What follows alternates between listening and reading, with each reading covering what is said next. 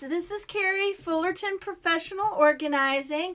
I've been super busy with clients, which is a good thing, but it does kind of get me a little bit behind on my podcasting. But I'm back, and I also have some exciting news. Channel 5 KRGV in the Rio Grande Valley, South Texas, for those of you that are not in this area, did a segment on my business. The segment is the lifestyle segment, and the name of it is Take 5, but it can be viewed on the news for Saturday, 3/18/2023. And that was a Saturday at 10:30.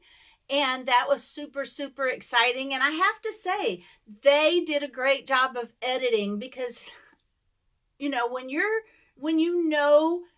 talking on, and it's going to go on the actual local news, and it's on the spot. You don't have it scripted, and they want it to be spontaneous. And so sometimes I have a lot in my head that I want to say, and then when questions are asked and you don't know that question ahead of time, sometimes you can say some things out of being nervous that you didn't really say in a real finessed type way. And so they edited it perfect, made me look perfect. But of course, the one thing that they can't do, same as when I go get my hair cut, or same as when they do an interview segment, you really wish they could make you look 20 years younger and skinny. But if you're not, they can't do miracles.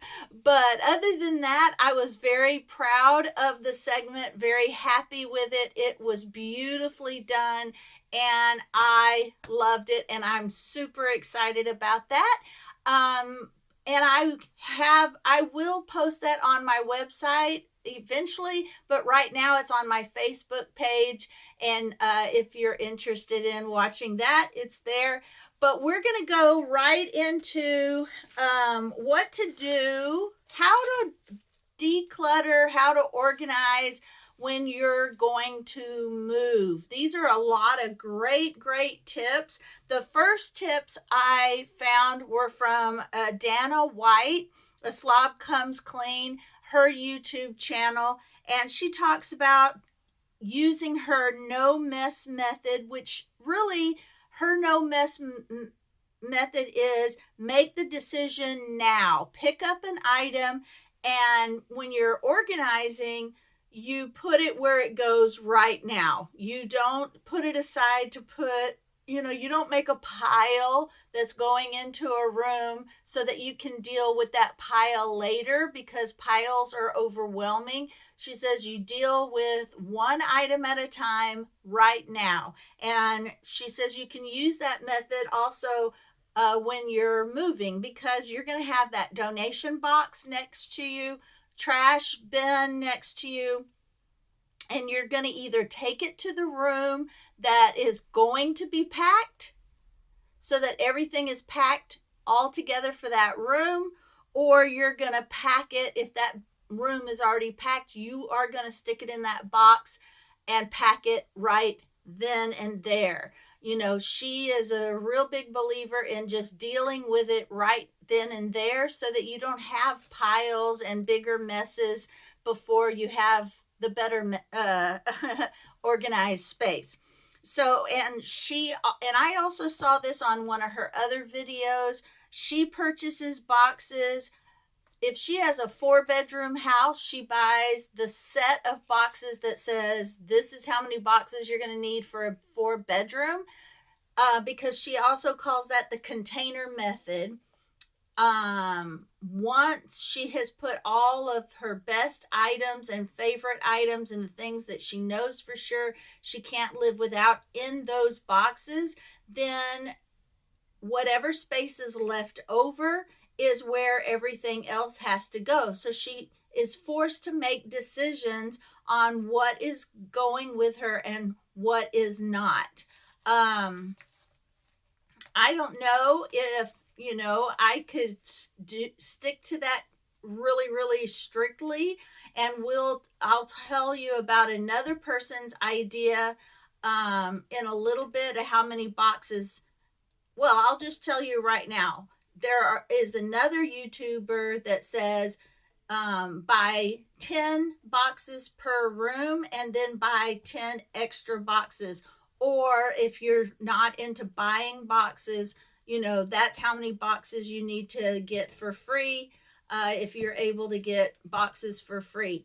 And we'll review her other ideas in a little bit.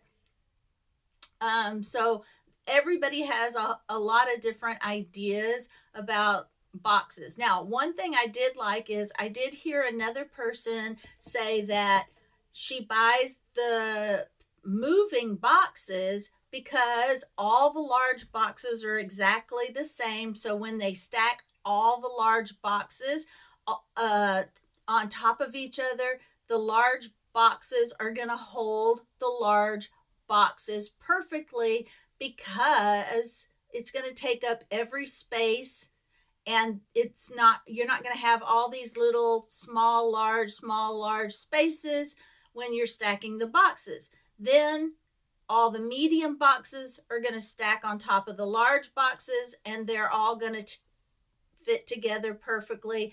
And then the small boxes, the same thing. They're all going to fit together perfectly. You're not going to have this hodgepodge of all these boxes in all these different sizes that you have to figure out, like a Jenga, how to fit them all together without them falling over.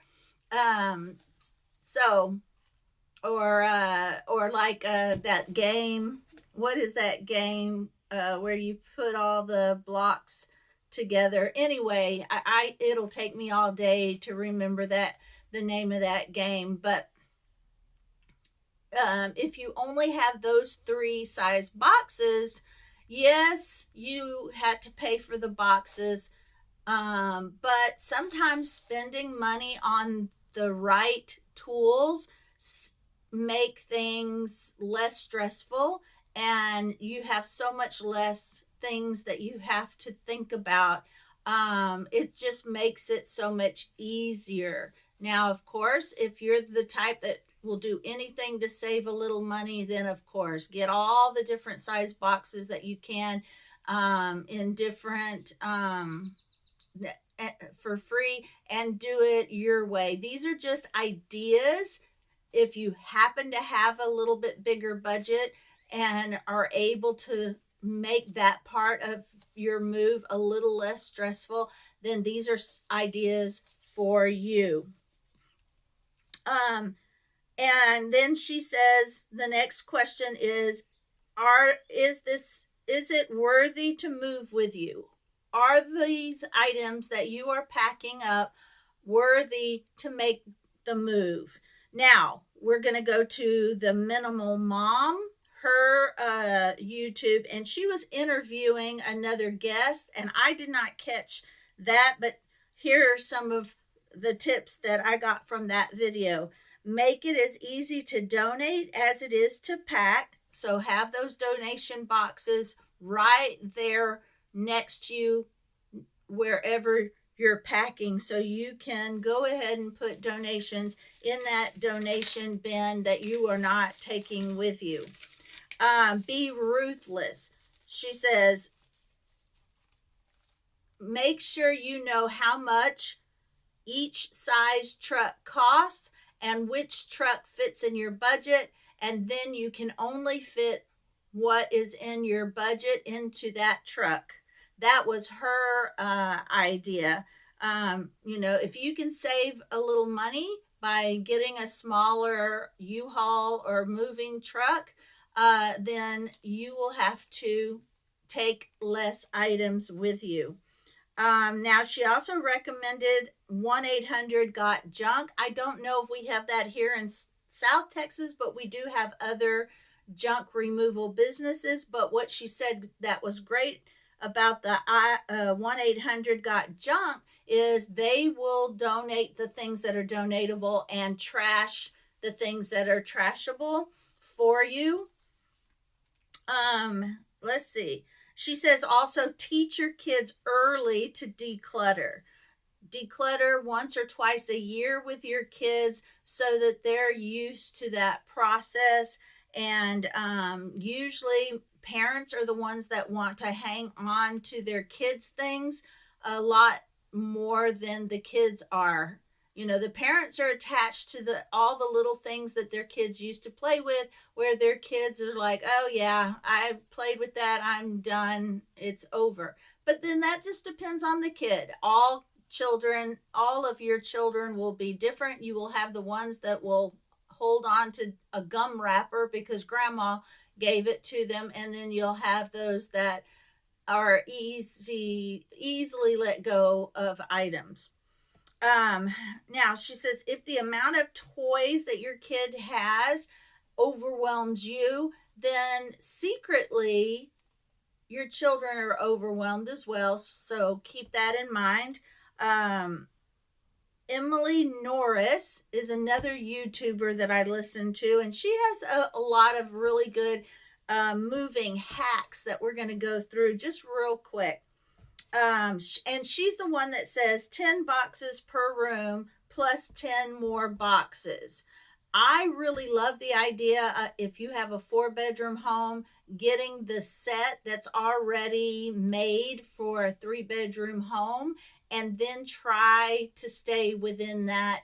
And then if you need 10 more boxes, maybe 10 more boxes after that, and kind of keep it in those limits. It just gives you a limit to how much you can bring to the next home. If you live in a 2-bedroom home and you're moving to a 3-bedroom home, then maybe get the boxes for 3 bedrooms and only take that, because even though you had a 2-bedroom home, you probably overstuffed it. So keep that in mind.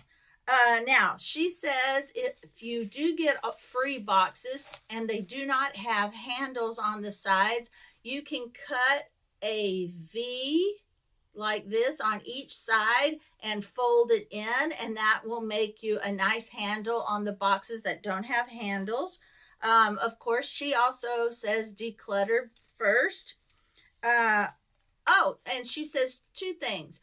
Vacuum pack bags where you suck out the air, but she said she did discover that you can use garbage bags, suck out the air as well, and then twist tie them up really good so that they don't fill back up with air. That was the only thing. I thought that was an excellent idea because you already have trash bags, but I'm not sure how airtight you can get them so that they don't fill up with air, but you must be able to, because that was her idea.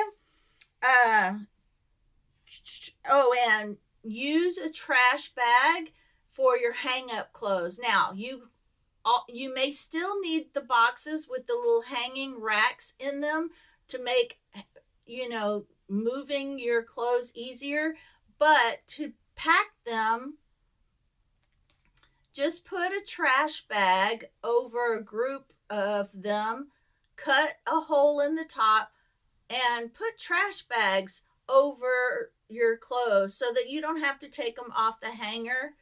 You can pack them laying down in a box just like that, or you can use those boxes with the hangers built in.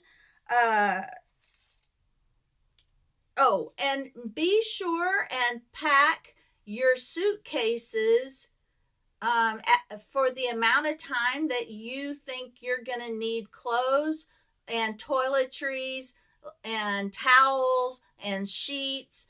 The essential overnight items and the essentials that you're going to need for your first week in your home before you get completely unpacked. Go through the items that you're going to need and pack those in suitcases and take those in your vehicle.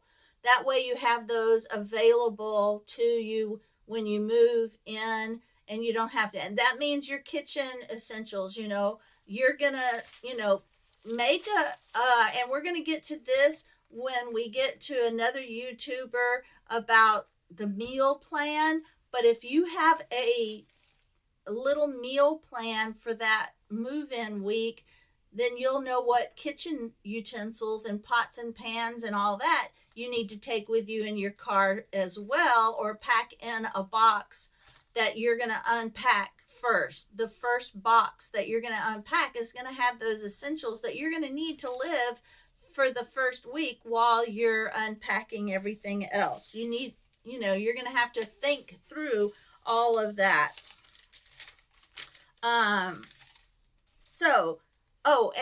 Here's some other tips. Use paper plates between your breakable plates. Pack frames on their edges, and make sure all of your breakables, you've packed them in with, bed sheets or towels or lots of paper or extra paper. If it jiggles, it will break. So pack it in so nothing jiggles and wiggles so that it doesn't break. They have tape that says the word fragile on it. You can just put that on all the fragile boxes, or you can just write it with a big Sharpie on this box on all four sides so that they see it no matter what angle that they're at. They suggest you can use suitcases for packing books, oven mitts for packing your sharp knives, socks over your glassware to keep them from breaking as easy. Pack your spices in your pots and pans.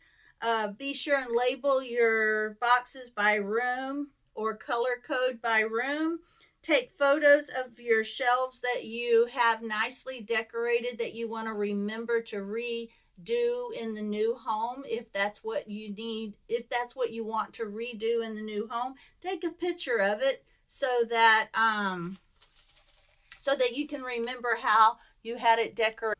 Yeah, you want to be able to remember how you had it decorated. Take a picture of it. And tape screws and all those little parts in a baggie and tape it to the item that it goes to. You can also put newspaper or socks around your furniture legs so that if it does get drug across the floor, you won't scratch your new floors. Let's see here. Now, At Home with Nikki talks about how she does unpacking for a move, and we will do a little review of some of her ideas later. But she says create a processing center. Use your garage or the biggest room in your new apartment or home as your processing center. But what she suggests you do is put those boxes in rows like the aisles in a grocery store. And I thought this was a brilliant idea. I don't know why. I have never thought of this. But she says the furniture can be unloaded in the rooms that they're going to go in. But she suggests the rest of the boxes that you're going to unpack should all go in the largest room, and they should be in aisles that you can walk down, but in order of the most important room to the least important room. So let's say you're in the garage, and then you the door closest to your house or the door going into your house will have the most important aisle, and then the next important aisle, and the next important aisle.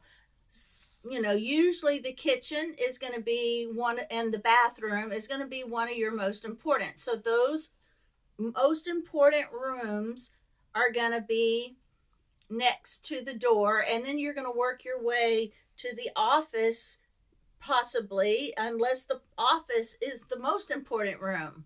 It just depends on what the most important room is. Some used to, home offices was the least important because you really didn't use it that much. Now that people are working from home, it may be the most important room. And then your garage items are going to be part of that very last aisle because those are things that are going to stay into the garage. Does that make sense? Her order was kitchen, bath, and the babies. And then the next aisle was living, dining, master bedroom, then the office, guest room, and then the older kids' rooms. And we'll go over another, way she had that in a minute. But color code each box by room. And schedule 7, I say 14 days because she's used to this and she can do it in 7 days. But of course, if you have a professional organizer, or if you do it the way she suggests doing it, you might be able to get your whole house unpacked and in place in 7 days. But nevertheless, she says, start with the most important room and end with the least important room. And have the whole family help.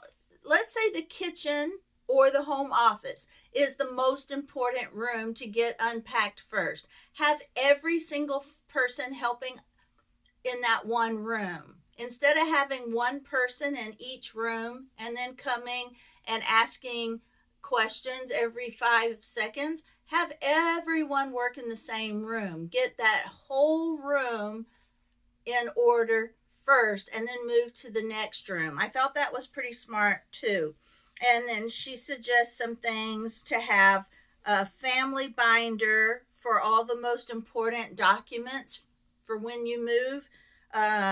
Keep the important things, essential school documents, sheet protectors, use those as pockets, essential documents, social security, utilities, notes and lists, and make that moving processing map, how you want the movers to put those boxes in that processing space, and have a meal plan and contact numbers in there. Declutter and pack one space or room at a time. Donate items when you're regularly decluttering, but for a move, try to sell as many items as you can so you can use that money to refresh the new home with new items. And then the room labels and tape. I think that's it. I'm probably going to end this now, and we'll have a part 2 because I had a lot of ideas, and we're already at 23 minutes. So I will come back and do a review of some of this in the next video. All right, see you on the next Moving Ideas video.